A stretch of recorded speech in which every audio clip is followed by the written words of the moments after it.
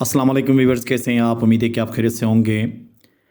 आज के इस लेक्चर में हम बहुत ही ज़्यादा important spoken English structure discuss कर लेंगे। जैसे कि आपको पता है कि इंग्लिश स्ट्रक्चर का सीरीज़ चल रहा है और हम अपनी ज़बान में अक्सर इंग्लिश स्ट्रक्चर बहुत ज़्यादा इस्तेमाल किया करते हैं।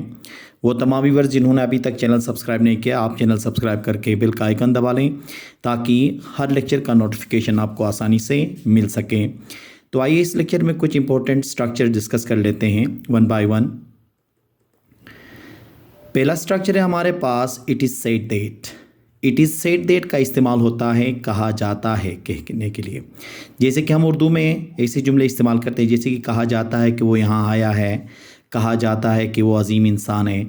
ठीक है, तो ऐसे जुमलों को ट्रांसलेट करने के लिए क्या इस्तेमाल करेंगे? इट इज़ सेड दैट का इस्तेमाल करेंगे।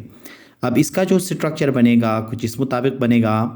सबसे पहले इट इज़ सेड दैट, फिर उसके बाद सब्जेक्ट, फिर उसके बाद वर्ब और आगे अदर वर्ड्स। ठीक है, ऑब्जेक्ट या कोई और भी। जैसे कि देखें, कहा जाता है कि उसने मुकाबला जीता है। कहा जाता है कि उसने मुकाबला जीता है। It is said that he has one the competition. It is said that he has one the competition.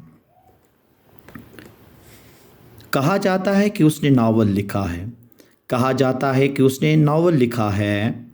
It is said that he has written a novel. It is said that he has written a novel. कहा जाता है कि वो बहुत ज़हीन है। कहा जाता है कि वो बहुत ज़हीन है। It is said that he is very intelligent.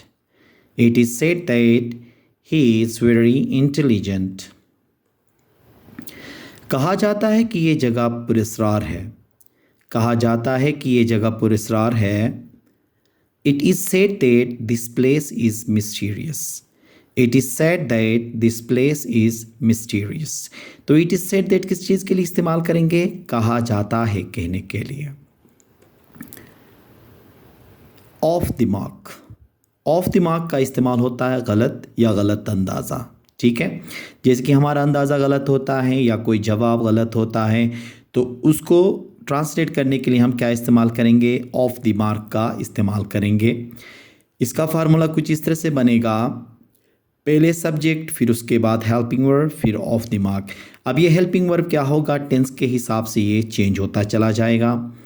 जैसे कि देखें, तुम्हारा अंदाज़ा बिल्कुल गलत था। तुम्हारा अंदाज़ा बिल्कुल गलत था। Your guess was completely off the mark. Your guess was completely off the mark. उसका जवाब गलत निकला। उसका जवाब गलत निकला। His answer turned out to be off the mark. His answer turned out to be off the mark. मेरा पहला ख्याल गलत था। मेरा पहला ख्याल गलत था। My first thought was off the mark. My first thought was off the mark. आपकी राय गलत थी। आपकी राय गलत थी। Your opinion was off the mark. Your opinion was off the mark. तो ऑफ द मार्क किस चीज़ के लिए इस्तेमाल करेंगे? गलत या गलत अंदाज़ा के लिए हम इस्तेमाल करेंगे। In due course. In due course का इस्तेमाल होगा मुनासिब वक्त पर। मुनासिब वक्त पर का ट्रांसलेट करने के लिए हम क्या इस्तेमाल करेंगे? इन ड्यू कोर्स का इस्तेमाल करेंगे। इसका फार्मूला कुछ इस तरह से होगा, सब्जेक्ट, फिर उसके बाद वर्ब, फिर ऑब्जेक्ट, लास्ट में हम क्या लगाएंगे? In due course. जैसे कि हम नताइज मुनासिब वक्त पर देखेंगे। हम नताइज मुनासिब वक्त पर देखेंगे। We will see the results in due course. We will see the results in due course. मंसूबा मुनासिब वक्त पर मुकम्मल हो जाएगा।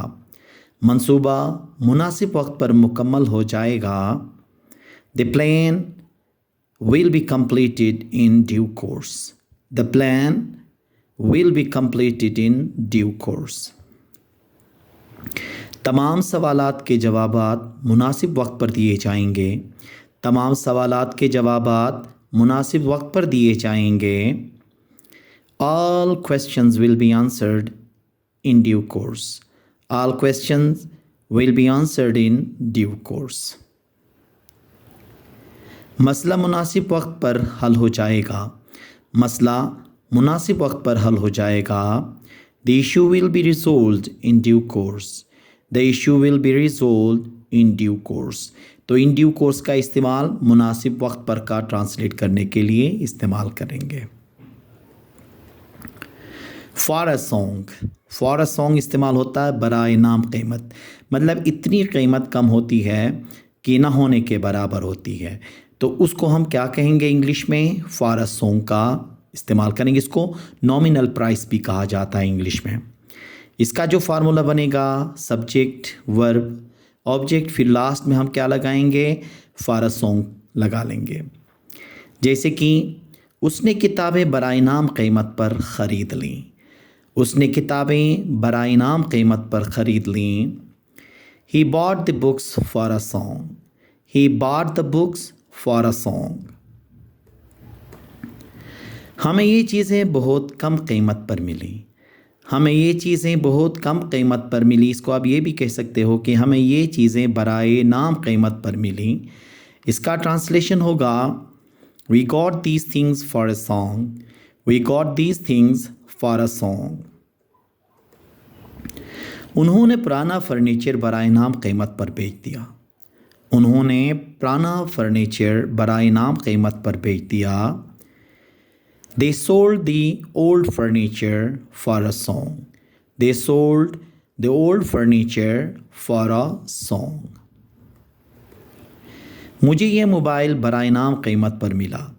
मुझे ये मोबाइल बराए नाम कीमत पर मिला. I got this mobile for a song. I got this mobile for a song. तो for a song किसके लिए इस्तेमाल होगा? बराए नाम कीमत पर. इसके लिए हम क्या इस्तेमाल करते हैं इंग्लिश में? नॉमिनल प्राइस भी इस्तेमाल कर सकते हैं. Feel shy of. Feel shy of का इस्तेमाल होता है शर्म महसूस करना या शर्माना. ठीक है.